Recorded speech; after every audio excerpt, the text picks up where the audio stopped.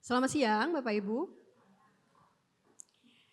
Bapak Ibu dan Saudara, tema pada siang hari ini adalah dilayani sebelum melayani. Ketika Allah mempunyai keputusan untuk memilih seseorang sebagai miliknya, Dia akan melakukan segala hal untuk mendapatkan orang itu. Tidak ada yang lebih gigih daripada Allah ketika Dia memutuskan untuk menyelamatkan seseorang. Contohnya, kegigihan Allah itu ada dalam kehidupan Francis Thompson. Bapak, Ibu, dan Saudara, Francis Thompson ini siapa? Kalau orang mau melihat masa lalunya, dia adalah orang yang gagal dilihat dari segi manapun. Mengapa? Dia gagal menjadi imam Katolik Roma, dia gagal menjadi dokter, ia hanya bertahan 2 minggu sebagai pembuat alat bedah dan 2 bulan sebagai penjual ensiklopedia. Selama waktu itu ia membaca seluruh isi ensiklopedia tetapi tidak menjual satupun. Ia juga hanya sebentar ada di militer sebelum akhirnya gagal karena di dalam tes fisiknya karena kemungkinan besar dia kecanduan terhadap opium. Jadi dia gagal juga di militer gitu. Setelah gagal dalam ujian kedokteran, Francis melarikan diri ke London untuk mengejar mimpinya menjadi penulis. Namun tanpa uang dan terikat kecanduan opium, hidupnya berubah menjadi tragedi.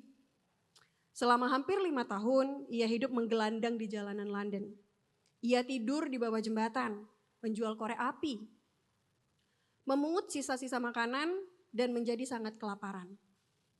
Pada titik terendah dalam hidupnya, ia bahkan sempat mencoba untuk bunuh diri. Namun merasa dicegah oleh sebuah kehadiran yang spiritual. Di tengah kegelapan dan penderitaan fisik inilah, Francis terus menulis puisi di kertas-kertas bekas yang kotor. Ini salah satu puisi yang ditulis oleh Francis Thompson yang sangat terkenal kemudian pada masa itu, The Hound of Heaven. Puisi ini menggambarkan bagaimana dia yang terus lari dari Allah dan Allah yang terus mengejarnya. Di balik tubuh kotornya yang nyaris tidak berpakaian itu, ada Allah yang mengklaim bahwa dia adalah miliknya. Pada tahun 1887, setelah membaca puisi-puisi Thompson, sepasang suami istri bernama Wilfrid Meynell dan Alice, editor majalah Katolik Mary Emlen, menyelamatkannya dari jalanan. Mereka memberinya tempat tinggal dan mengatur kontrak buku pertama Francis Thompson, yang akhirnya langsung menjadikan Francis ini seorang selebriti. Kisah Francis Thompson ini mengingatkan kita pada kasih Allah yang terus mengejar mereka yang lari. 17 abad sebelum Thompson hidup, ada seorang lain juga yang lari dari Allah.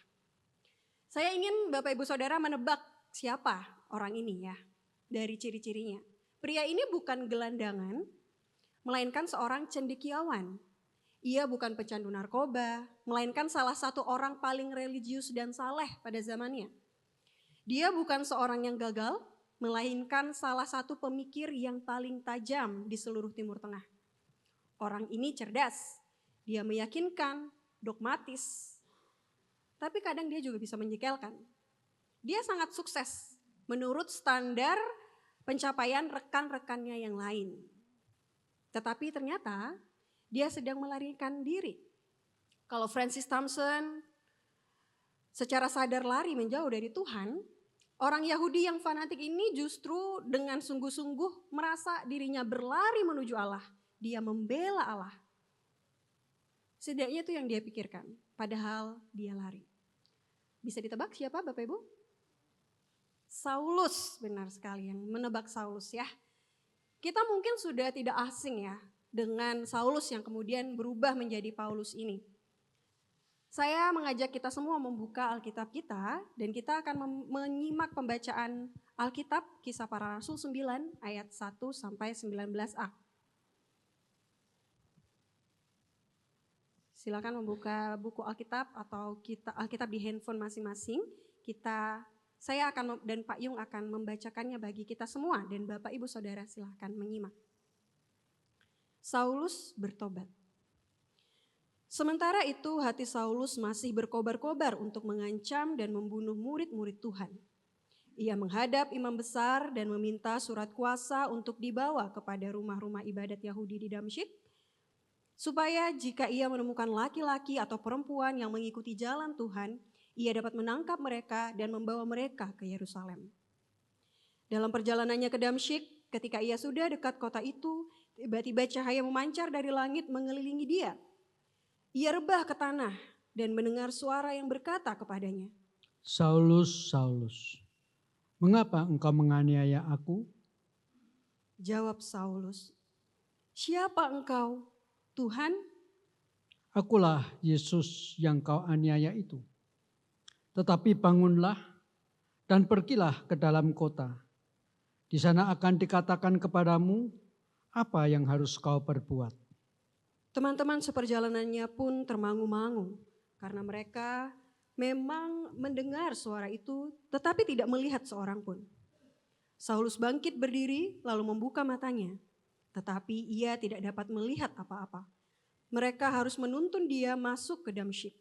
Selama 3 hari ia tidak dapat melihat dan selama itu juga ia tidak makan dan minum. Di Damsyik ada seorang murid Tuhan bernama Ananias.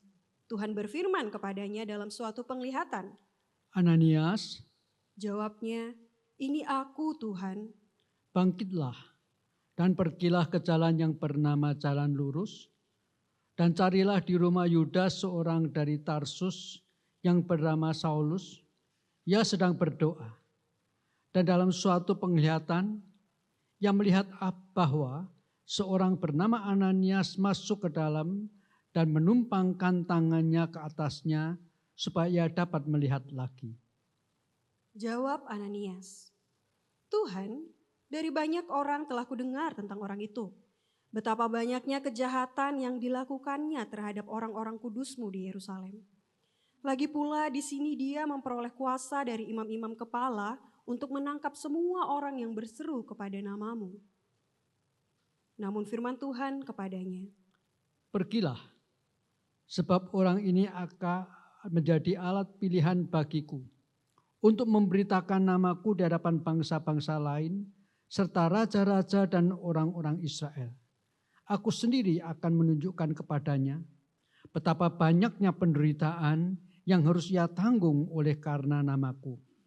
Lalu pergilah Ananias ke situ dan masuk ke rumah itu.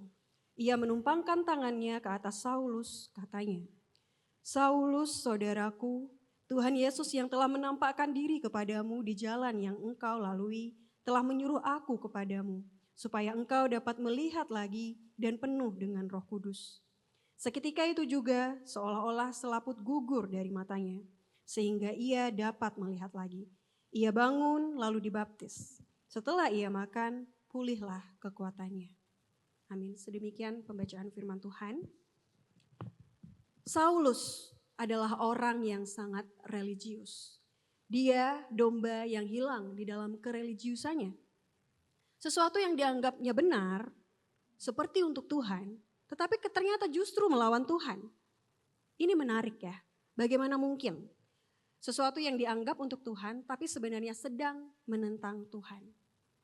Tapi syukur kepada Allah, melalui perikop yang barusan kita baca menunjukkan bagaimana cara Allah mengejar dan menyelamatkan Saulus. Perjalanan ke Damsyik yang awalnya merupakan upaya Saulus untuk membunuh para pengikut Yesus yang sudah mulai tersebar menjadi satu titik kehidupan Saulus. Pada Kisah Para Rasul 7, Bapak Ibu Saudara, jika kita membaca, Saulus itu menjadi saksi atas terbunuhnya martir pertama, yaitu Stefanus. Dan perjalanannya ke Damsyik ini diperkirakan sekitar 1-3 tahun setelah pembunuhan martir pertama tersebut. Karena ini jeda waktu di mana kekristenan dapat menyebar sampai ke Damsyik. Saulus yang berapi-api menentang kekristenan akhirnya mengalami perjumpaan dengan Yesus. Melalui kisah Saulus yang akhirnya berubah menjadi Paulus ini, kita bisa menemukan proses perubahan hidup yang menghasilkan pelayan Kristus yang penuh dedikasi dan perjuangan. Saya mengajak kita semua untuk memperhatikan 2 poin penting untuk kita mengalami perubahan hidup yang akhirnya melakukan pelayanan bagi Allah. Poin yang pertama, perjumpaan dengan Tuhan secara pribadi. Pada ayat yang kelima, ketika Saulus bertanya, "Siapa engkau, Tuhan?" Ini bukan pengakuan kristologis, Bapak Ibu. Saulus tidak mengenal siapa orang yang sedang berbicara, yang sedang memanggilnya. Ucapan ini hanya sedang menunjukkan rasa hormatnya yang tinggi kepada pribadi yang surgawi, karena semuanya begitu terang. Padahal Saulus ini adalah seorang Farisi yang berpendidikan, dia berguru langsung di bawah pimpinannya Gamaliel. Saulus adalah orang yang pintar di kalangan orang-orang Farisi lainnya. Tapi ini tidak membuat Saulus kemudian mengenal siapa Tuhan yang benar yang memanggil dia. Ketika ada cahaya yang melingkupi dirinya, dia bertanya, "Siapa engkau, Tuhan?" "Siapa engkau, Tuhan?" Saulus tidak tahu bahwa sebenarnya dia sedang melawan Allah dengan menyerang para pengikut Kristus. Di sini kita melihat ya, betapa besar kasih Allah yang mengejar Saulus.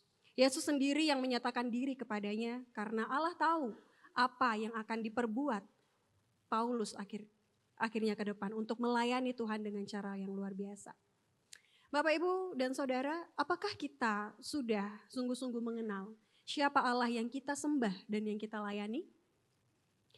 Setelah Yesus menyatakan diri kepada Saulus dan memberikan arahan untuk dia pergi ke dalam kota, pada ayat yang ke-8 Saulus mengalami kebutaan selama 3 hari.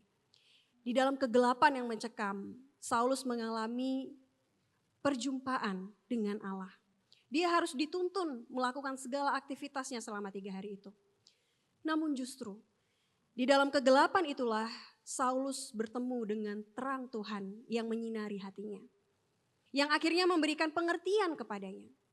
Menariknya Bapak Ibu, kalau kita membaca Alkitab, dan mungkin kita pernah tahu gitu ya, bahwa kisah tentang berada dalam gelap selama 3 hari, seperti Saulus yang menjadi buta dalam 3 hari, Yunus ada di dalam perut ikan selama 3 hari, dia berada dalam gelap selama 3 hari. Kemudian Tuhan kita Yesus Kristus, dia berada di dalam kubur yang gelap selama 3 hari. Allah bekerja di dalam kegelapan sekalipun. Terkadang kita bisa lebih mengenal Allah bukan di saat segala sesuatu baik-baik saja. Saya ulangi, terkadang kita bisa lebih mengenal Allah bukan di saat segala sesuatu baik-baik saja. Saat pekerjaan berjalan dengan baik, hubungan dengan keluarga harmonis, rencana-rencana kita semuanya tercapai. Tapi justru mungkin perjumpaan dengan Tuhan yang membawa perubahan hidup itu terjadi ketika kita sedang ada di dalam lembah yang paling gelap.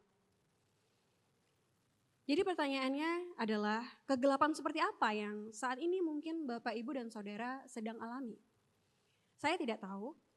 Mungkin saat ini ada yang sedang bergumul dengan masalah relasi, hubungan yang harus berakhir mungkin, konflik dengan rekan di kantor, dengan pasangan, atau masalah dengan pekerjaan. Masalah dengan diri sendiri yang tiba-tiba terasa asing dengan diri sendiri gitu. Lalu Bapak, Ibu, Saudara mulai bertanya-tanya, kok rasanya hidup ini gelap ya? Mungkin Bapak, Ibu juga mulai kehilangan harapan dan mempertanyakan, Tuhan ada di mana? Apakah Dia mendengar setiap doa dan air mata saya? Di saat-saat yang gelap seperti ini, mungkin yang perlu kita lakukan adalah mendengar suara Tuhan yang memanggil kita, Bapak Ibu. Ini aku Tuhan, mengapa kamu khawatir? Ini aku Tuhan, mengapa kamu takut? Atau Bapak, Ibu, Saudara yang merasa menjauh saat ini dari Tuhan, lari dari Tuhan. Sekarang dia sedang mengejar untuk mendapatkan Anda kembali. Jadi jangan takut pada kegelapan, justru datang kepada Tuhan. Paulus di dalam suratnya di Korintus 2 Korintus 4 ayat 6 sampai 7 mengatakan, sebab Allah yang telah berfirman, dari dalam gelap akan terbit terang. Ia juga yang membuat terangnya bercahaya di dalam hati kita. Tetapi harta ini kami punyai dalam bejana tanah liat, supaya nyata bahwa kekuatan yang melimpah-limpah itu berasal dari Allah, bukan dari diri kami. Paulus sadar betul ketika kita lemah, kasih karunia Allah justru dinyatakan dengan limpah. Ketika kita berada di dalam kegelapan, justru disitulah terang kasih Allah dapat dinyatakan. Sikap Saulus waktu itu ya, selanjutnya dia berpuasa pada ayat 9. Ini menunjukkan sikap penyerahan diri kepada Allah. Dia menanggalkan pride atau kebanggaan yang dia miliki. Saulus yang merasa tahu segalanya, tahu apa yang benar, karirnya sukses. Tetapi ketika Tuhan mendatangi dia, dirinya menjadi tidak berdaya dan dia menunjukkan kerendahan hati. Sehingga saya berharap ketika kita sedang dalam kegelapan, Bapak Ibu, mari kita berserah dan merendahkan hati kita kepada Tuhan. Mungkin terasa gelap saat ini. Jadi mari datang kepada Tuhan dan memanggil namanya. Sebelum Saulus akhirnya melayani dan menjadi alat Tuhan yang luar biasa, dia mengalami Tuhan. Dia ada dalam kegelapan dan mengalami Tuhan. Sebelum kita melayani Tuhan, penting untuk kita mengalami Dia terlebih dahulu. Jadi apakah Bapak Ibu Saudara sudah menemukan dan mengalami Tuhan secara pribadi?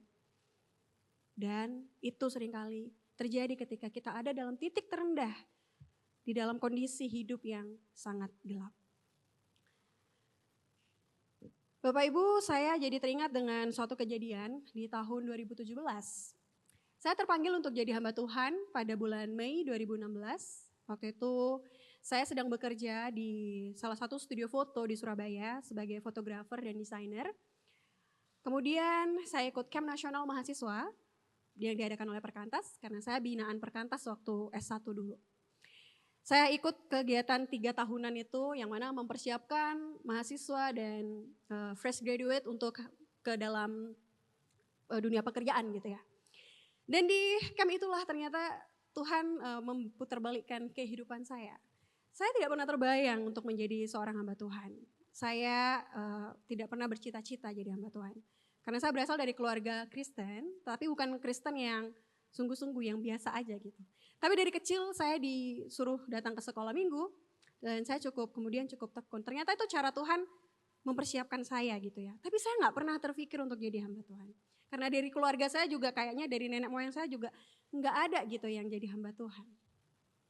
Lalu kemudian pada camp itu saya tidak punya pilihan lain karena Roh Kudus itu seperti menekan saya sebelum saya berkata, ya Tuhan ini aku, utuslah aku. Sebelum saya mengatakan itu, saya benar-benar mengalami suatu penderitaan yang sangat besar ya, yang membuat saya tidak berhenti menangis gitu. Pada waktu itu saya cuma bisa pasrah sama Tuhan, berserah sama Tuhan, Tuhan ini aku, utus aku. Itu bulan Agustus 2016. November 2017 saya diminta untuk mendoakan untuk menjadi seorang staf Perkantas di Banyuwangi.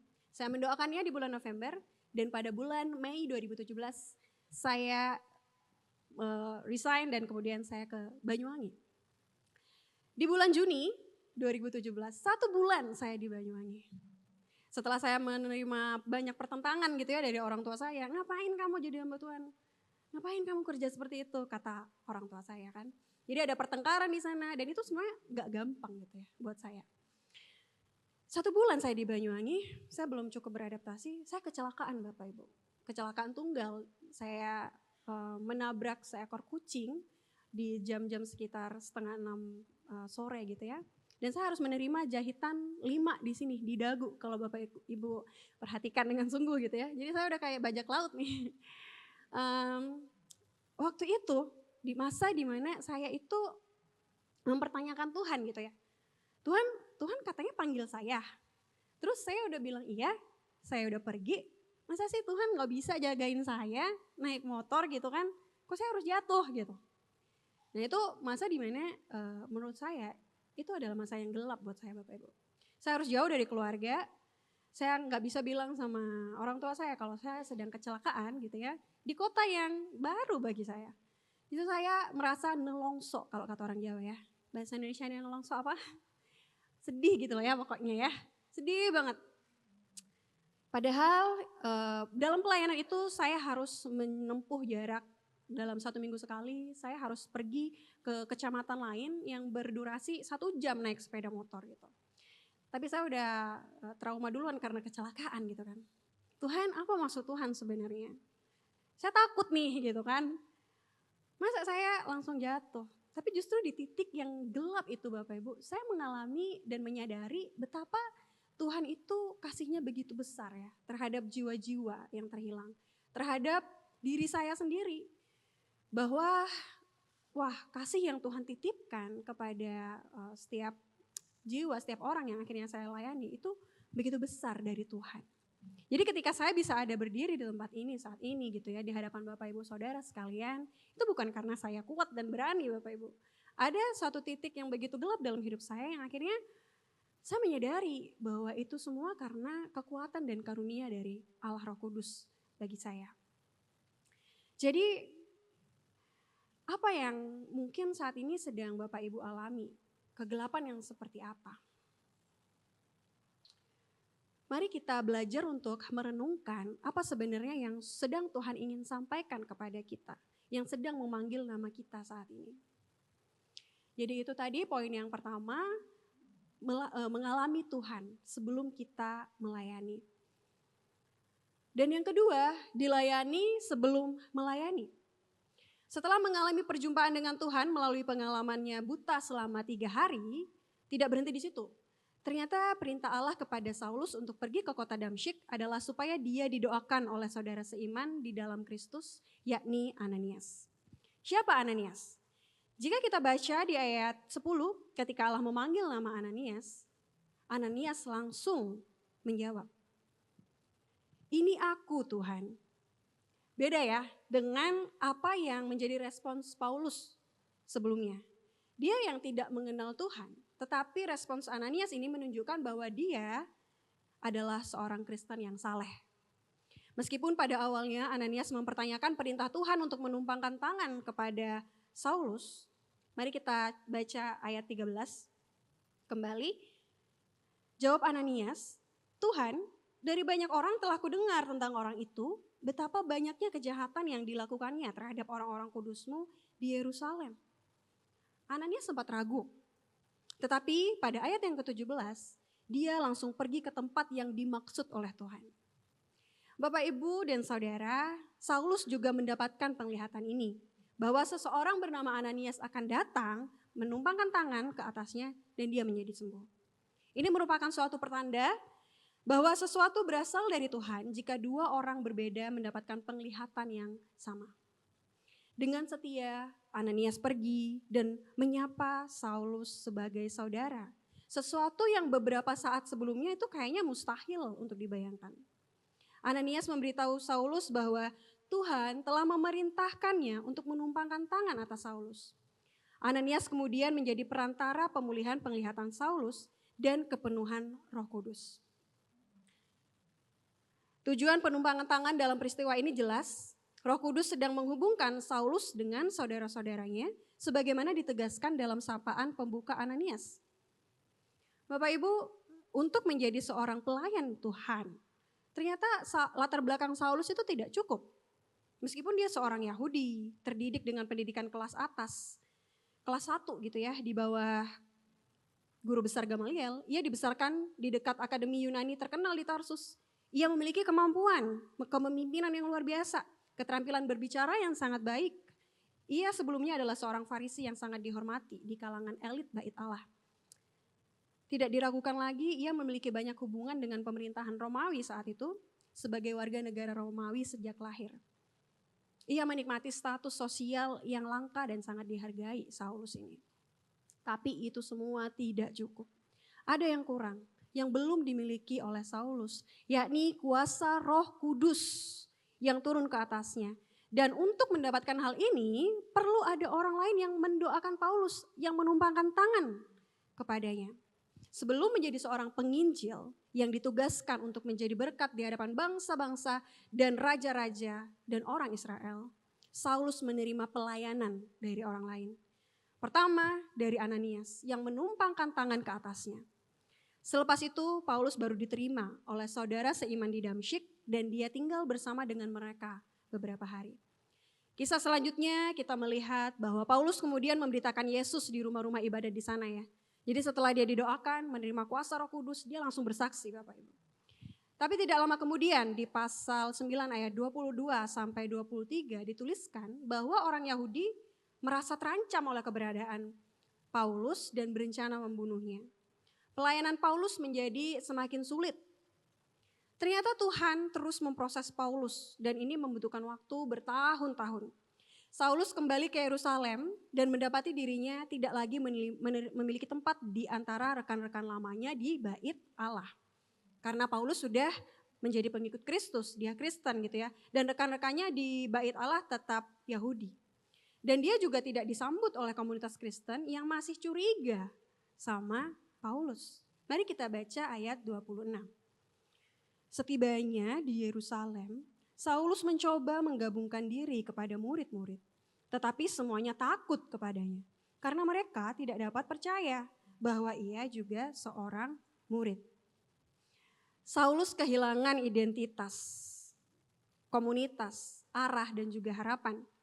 Ia tidak dapat melakukan apapun untuk membalikkan keadaan ini. Karena memang dia dulunya adalah seorang yang hendak membunuh orang Kristen. Tapi sekarang dia pengikut Kristus sehingga orang-orang Yahudi di bait Allah tidak mau terima dia, orang-orang Kristen takut sama dia. Maka disinilah penyerahan diri yang penuh itu diperlukan. Pada saat itulah Barnabas datang menolong Saulus. Barnabas mau menerima Paulus. Dia yang membantu Paulus untuk kemudian dapat diterima oleh saudara seiman di Yerusalem. Dan di kemudian hari Barnabas ini menjadi rekan pelayanan Paulus. Bapak Ibu dan Saudara, perlu ada titik terendah bagi Paulus untuk kemudian dia menyadari bahwa dirinya butuh pertolongan orang lain. Bahwa selama ini status sosial yang dia banggakan itu gak cukup. Dia butuh orang lain. Ada yang harus menuntun dia ketika dia buta selama 3 hari. Ada Ananias yang menumpangkan tangan ke atasnya, mendoakan dan akhirnya Roh Kudus tercurah ke atasnya. Ada orang-orang yang membantunya turun dari atas tembok kota menggunakan keranjang karena Paulus hendak dibunuh dan kemudian dia berusaha melarikan diri. Dia butuh orang lain yang membantunya. Hingga suatu saat dia sadar bahwa ketika komunitas sulit untuk menerima latar belakangnya, ada satu orang yang mau terima dia, Barnabas. Bapak, Ibu, dan Saudara, sebelum melayani Tuhan, kita perlu punya kerendahan hati untuk mau dilayani oleh orang lain. Sebelum memuridkan orang lain, kita perlu dipersiapkan dengan menjadi murid. Maka dari itu kita bersyukur di gereja ini ada persekutuan di setiap komisi, ada komisi wanita, komisi usia indah, ada LSF, dan pendalaman Alkitab setiap Kamis. Bapak Ibu, itu adalah upaya yang dilakukan untuk kita diperlengkapi dan dimuridkan. Jadi apakah kita sudah memberikan diri ya, dimuridkan melalui setiap program yang ada di gereja ini? Ini adalah kisah seorang yang cukup luar biasa, namanya Nicky Cruz. Pada tahun 1950-an, di jalanan New York yang kejam, ada seorang pemuda bernama Nicky Cruz. Di usianya yang baru 15 tahun, ia sudah menjadi pemimpin Mau Maus, salah satu geng jalanan paling ditakuti dan sadis di kota itu. Nicky tumbuh dalam kebencian yang mendalam, ia adalah seorang pembunuh, pecandu narkoba, dan hatinya itu keras seperti batu. Sampai seorang psikolog dalam suatu kesempatan pernah memeriksa Nicky dan menyatakan langsung ke wajahnya Nicky, "Nicky, hidupmu sudah tidak punya harapan. Kamu sedang berjalan lurus menuju kursi listrik hukuman mati," kata psikolog ini. Nicky sudah mati rasa, baginya tidak ada ruang untuk kasih di dunia ini. Sampai suatu hari seorang pengkhotbah desa yang kurus, yang tampak rapuh bernama David Wilkerson datang ke wilayah kekuasaan Nicky. David dipimpin oleh Roh Kudus untuk menjangkau anak-anak geng ini. Ketika David mendekati Nicky dan berkata bahwa Yesus mengasihinya, Nicky menjadi sangat marah. Ia mencengkram baju pendeta itu, meludahi wajah pendeta itu dan mendorongnya ke dinding. Dia mengancam pendeta itu. Kalau kamu tidak pergi dari sini, aku akan membunuhmu. Aku akan memotong-motong tubuhmu menjadi ribuan keping. Ancam Nicky kepada pendeta ini. Namun apa respons David Wilkerson? Sambil menatap mata Nicky yang penuh amarah, ia menjawab dengan lembut namun berkuasa. Nicky, kamu boleh saja memotong tubuhku menjadi ribuan keping. Tetapi kamu harus tahu bahwa setiap kepingan tubuhku itu akan tetap berteriak kepadamu. Yesus mengasihimu. Yesus mengasihimu. Beberapa hari kemudian, David mengadakan kebaktian pembangunan rohani. Nicky datang ke sana bersama dengan anggota gengnya, berniat untuk mengacau KKR ini. Namun ketika firman Tuhan disampaikan, Roh Kudus bekerja dengan dahsyat. Di depan altar, Nicky Cruz yang seorang pembunuh yang kejam, berlutut dan menangis terseduh-seduh. Malam itu ia menyerahkan seluruh kegelapan hidupnya kepada Yesus. Hingga saat ini, di usianya yang sudah senja, Nicky Cruz tetap aktif melayani sebagai penginjil internasional. Ia menjadi presiden dari lembaga Nicky Cruz Outreach. Fokus pelayanannya tidak pernah berubah sejak hari pertamanya dia bertobat. Ia menjangkau anak-anak muda yang rusak oleh kehidupan jalanan, geng, narkoba, dan kekerasan. Bagaimana Bapak Ibu jika kita diperhadapkan dengan seseorang seperti Nicky Cruz? Bukankah wajar jika kita pada awalnya ragu terhadap preman jalanan dan pencandu narkoba ini? Gak ada harapan deh gitu ya. Tapi bersyukur ada David Wilkerson yang akhirnya mau memberitakan Injil dan melayani Nicky. Ada kesamaan antara kisah Paulus dan Cruz, yakni sama-sama sulit bagi orang Kristen untuk dapat menerima mereka berdua. Cruz yang melanggar moral dan Paulus yang berencana untuk membunuh para pengikut Kristus. Sehingga pertanyaannya pada siang hari ini, mungkin kita dipanggil oleh Allah untuk menjadi Ananias atau Barnabas bagi seseorang yang kita kenal. Mungkin itu saudara kita, mungkin itu teman sekerja kita di kantor, mungkin itu orang tua kita yang belum kenal Kristus, atau itu anak-anak kita. Saya tidak tahu Bapak Ibu dan Saudara sedang ada dalam fase hidup yang seperti apa Bapak Ibu Saudara saat ini. Apakah saat ini Bapak Ibu dan Saudara sedang merasa dalam kegelapan, berusaha untuk mendengar suara Tuhan yang memanggil? Atau saat ini Bapak Ibu dan Saudara sedang dipanggil untuk melayani Saulus-Saulus di luar sana? Mungkin di dalam keluarga kita, di lingkungan pekerjaan kita, dimanapun kita berada. Mari kita merendahkan hati untuk rela dilayani oleh Allah dan orang lain, sehingga kita siap untuk melayani Allah dan sesama. Teladan ini yang paling sempurna adalah Yesus Kristus. Bayangkan Bapak Ibu, Allah pencipta seluruh jagat raya menjadi seorang bayi mungil yang kecil yang tidak berdaya. Yang pernah punya anak, yang menggendong anak kecil ya. Allah kita pernah menjadi bayi yang sangat kecil. Dia perlu dilayani oleh Maria. Dia perlu dilindungi oleh ayahnya Yusuf. Yesus dilayani. Sebelum akhirnya dia siap untuk melayani di usianya yang ke-30 tahun. Jadi mari, dalam kondisi apapun kehidupan kita mau terus berpengharapan dan mendengar suara Allah yang memanggil kita.